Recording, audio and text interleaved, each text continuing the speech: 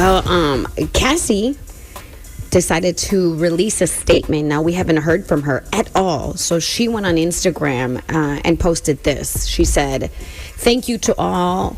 Thank you for all the love and support from my family, friends, strangers, and those who have yet to meet. The outpouring love has created a place for my younger self to settle and feel safe now. But this is only the beginning. Domestic violence is the issue. It broke me down to someone I never thought I would become. With a lot of hard work, I am better today, but I'll always be recovering from my past. And thank you to everyone that has taken time to take this matter seriously. My only ask is that everyone open your heart to believing victims the first time. It takes a lot of heart to tell the truth out of a situation that you are powerless in. And I offer my hand to those that are still living in fear. Reach out to your people. Don't cut them off. No one should carry this weight alone. This healing journey is never ending, but this support means everything to me. Thank you. Love, Cassie.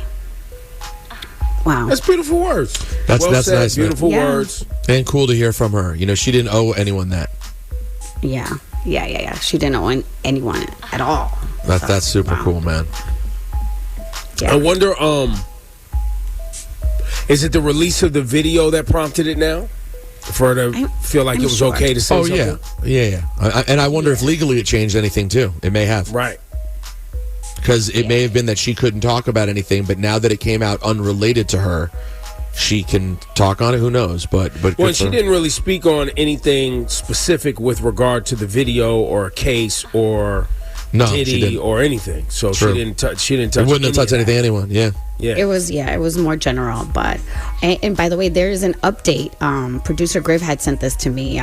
You know, the story that we talked about yesterday, the new accuser, the model Crystal McKinney, who is suing Diddy. Mm-hmm. Now they're saying that she kept the unwashed clothing from that night of sexual assault, and she has it. Wow. Well, there you go. Evidence. Yeah. Monica Lewinsky I mean, thing. if this is true, you know, and they find, you know, his DNA on it, this could be a big.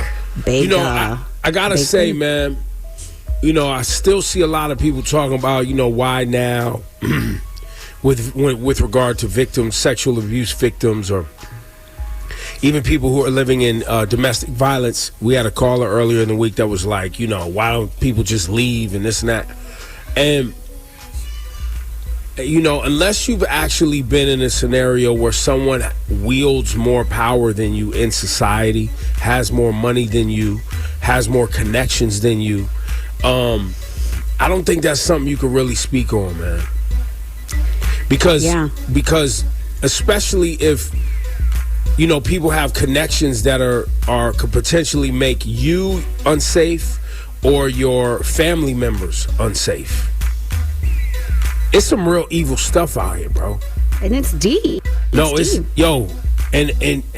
And I don't think people understand, like, no. People are mentally broken down, and a lot of the times they're financially dependent, especially if there's children. Everyone says, yeah, but there's programs and resources. Guys, it's not always available for everybody, and it's not easy. A lot of these things could take years, and especially when you have children. There's people who stay just because they have children and they want a roof over their head. Right. That's it. Because they are not allowed to work, or, you know what I mean, haven't been able to because of, you know, the control. But people don't realize how serious it is. And every time people try to leave, people don't really. I don't think people really understand how easy it is also to make someone feel unsafe in their own home. You know, when people in random cars are sitting outside your house, or people walk up to family members, you know, and say things to them, and you're like, wait, you said what to my mom? Like, you said... And threaten them. Like, you hear about those cases when people even complain about the NYPD, and NYPD make them feel unsafe because they made a complaint.